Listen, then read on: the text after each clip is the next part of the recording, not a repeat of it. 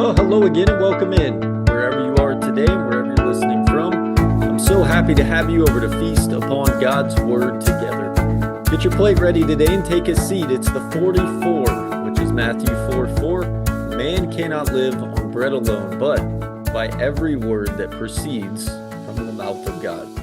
Let's eat. I'm your host, Jed Yancey, and today I want to talk to you about one of the hardest things to do in all of sports, and that is, surprise, surprise, hitting a baseball. Now, I know that you guys that know me, you think I'm being biased here in this, but I'll jump over to Deion Sanders, prime time, as he was asked here recently, a man that played professionally both baseball and football. What's harder? Which sport is harder? Baseball or football? And he said, without a doubt, baseball. Why? Because of hitting a baseball. You see, when we watch it on TV, we think it's kind of easy. Like, oh man, he should have hit that, or man, how did he miss that pitch? It comes off as kind of easy, but if you really think about, and I want you to today, here as we start, all the details that go into hitting a baseball that, let's just say, is moving at 90 miles an hour, which is actually not very fast these days. But let's just say that speed, like as a hitter, your eyes, your brain, and then your body all have to work in sync and unison in milliseconds to even make contact with the ball. And so this journey of a baseball traveling 60 feet 6 inches from the pitcher's mound to home plate, there's a lot of things that factor into the equation of actually hitting the ball. So I'm going to lay that on you here. From a scientific standpoint, they say that at the plate for a 90-mile-an-hour fastball, the hitter's brain takes approximately 100 milliseconds to actually compute and process the image that's traveling towards them.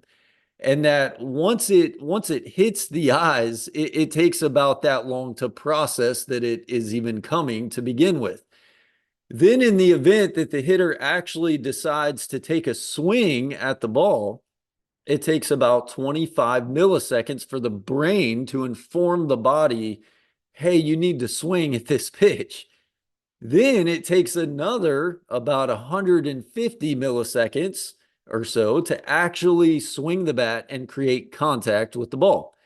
So that leaves a grand total of about 100 to 200 milliseconds for the batter to assess the speed of the ball, the direction of the ball, what kind of pitch is being thrown, should I swing or should I not swing, and make that kind of a decision. That's crazy to think about, right? But there's more to this, because what you hear all the time from usually your casual observer or your casual fan, most especially if you go out to a little league park and you're watching games, what is it that parents say? Or, sorry, parents shouldn't have called you out like that, but what is it that the casual observer says to little Johnny as he swings and he misses the ball? They always say, keep your eye on the ball. Like, that's it. That's the goal. That's the focus. That's what you should fixate on. And I got to tell you, parents, I will call you out. You got to quit saying that, because guess what? There's even more to the scientific process of hitting a ball, that kid up the bat doesn't even see the last few feet of the ball when they do decide to swing. That they say that it's actually lost. You don't even see the last several feet. So should a batter decide to only try to keep their eyes on the ball that is coming towards them, what really happens is that they miss everything else. And so that's kind of where we're going today, because when you focus on just one thing and you fixate on just one thing, what really begins to happen is you miss everything, most especially when you're trying to hit a baseball. Now, to keep this baseball talk going here for just a second, hang in there with me because this is kind of cool. Nowadays, what's being talked about an awful lot, and what I was reading about the other day as inspiration for this podcast, is some in baseball are talking about this concept called open focus training. And really, the idea here is that when you shift your focus away from just being on one thing and focusing and fixating on just one thing, like keeping your eye only on the ball, that it's then and only then that you actually start to see everything.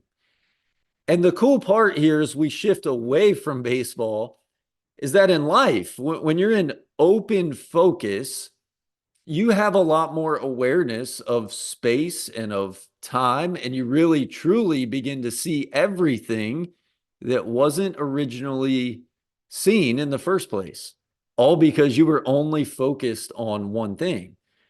Now, on top of that, I guess I should add here, and I know this to be true in my own personal life, and I'm sure in yours.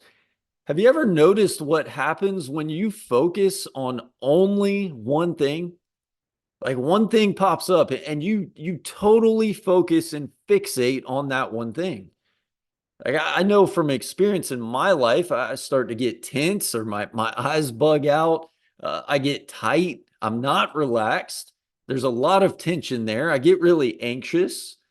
And I'll tell you from experience, going back from to baseball, like not only is that not good in hitting a baseball and hitting a baseball in general is really hard, but it's the same thing is I fixate on just the ball and I focus on just the ball. I start to miss all these other things. And then on top of that, I get all anxious and I get tight and I get tense. You see, in life, we tend to think that if we have a 90-mile-per-hour fastball coming at us in life by way of problems or issues or things that pop up, that I need to solely focus on that one thing until that problem is fixed. That I need to keep my eyes on that ball. And it is then that I have success in the form of getting through it and having some peace about me. I can't have peace and I can't be at ease until I lock on to this issue and I figure it out. And so we get so fixated on it. And you tell me, again, in those moments, what really begins to happen in your life? It's funny how we think keeping our eyes on the ball or fixating on the problem and what's coming at us is the route to take, when in reality, I don't know about you, but when I do that, all it delivers for me or all that it results in is less and less peace in my life and more tension and anxiety and a lot of tightness, right? Like versus what though? Open focus. Not that Jesus is nothing and so I see everything. I certainly don't mean that here today. But the problem is how twisted up we get this thing, in that even outside of problems and outside of issues that arise and our focus going there, our eye on the ball and fixated focus is usually on ourselves, to which, yeah, like we don't really see anything else when we're only locked in and focused on me. But anyways, here is your open focus 44 today. I absolutely love the letter to the Hebrews, and especially there in chapter 12. And I want you to listen to this because when we get our eyes off of me and mine and my problems and the 90-mile-an-hour fastball and issues, and instead look with your eyes on Jesus, which that's not even enough of an English word to define what that means. The Greek word there in this verse actually says not just fix your eyes, but it's really the definition of this word is moving your eyes away from other things and instead shifting them onto something else that is much more open and bigger. That's open focus. And by doing that, by turning my eyes off of me and mine and my stuff and the 90-mile-an-hour fastball and keeping my eyes on the ball and what I got going on, shifting it, moving it to Jesus, what is it that we then see? Well, what you should see then is everything. Look at the rest of this verse, because in doing that and having that open focus, again, what is it that we see that is included in this everything that we're talking about? This verse reads, what you then see is the author and the perfecter of our faith. What you then see is the one that endured the cross for me. What you then see is the one who despised the shame and ultimately has sat down at the right hand of the throne of God.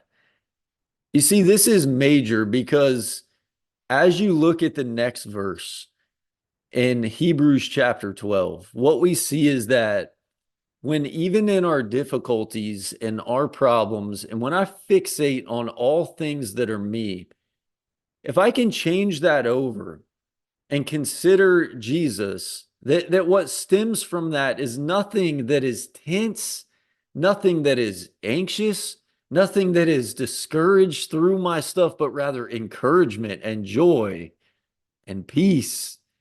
It puts us in this position, as the writer says here, of not growing weary and not losing heart and not missing everything that is around us. There's another passage that I'm reminded of that speaks to this a little bit in Jesus' Sermon on the Mount. Maybe you've heard this one in Matthew chapter 6. Open focus. As Jesus basically says there, don't focus and fixate your eyes and your efforts and your life so much on you and what you will eat and what you will drink and what you will wear. Why? Because the result of doing that is nothing good. It's tense, it's anxious, it's all these things. Instead, he says, seek first his kingdom, his righteousness. Move your eyes to a place of open focus. Move your eyes to a place that is there. And what is the result? All these things, everything will be added unto you. Each day has enough trouble of its own. Don't fixate so much on that one thing, that one issue, that 90-mile-an-hour fastball, that one problem. Instead, open focus. And as a result, you see everything. Before I dish out your 44 today, I want you to consider something else because we sing a song here from time to time. It's called Turn Your Eyes Upon Jesus. And this song's lyrics go a little something like this. I'm not going to sing it for you here today like I did a few weeks ago with Don't Worry, Be Happy. But listen to these words of the chorus real quick. Turn your eyes upon Jesus. Look full in his wonderful face. And the things of earth will go strangely dim in the light of his glory and grace. You're 44 today. Y'all, as we run this race, we need to run it with an open focus on him because it is then and only then that we can truly see everything. We've got to find a way to get our eyes off of fixating on the 90-mile-an-hour fastballs that consume our lives and that we struggle to hit and that are hard enough to hit already and as it is. And what starts to happen when we have that open focus and we do that in our life, that all these things will grow strangely dim and they'll fade away. And we start to really, truly see everything, which is all the blessings and all the glory and all the grace and all the love that maybe we miss. Plus, you may start to find yourself to be in a better position of being better able to handle those fastballs when they come your way. Open focus.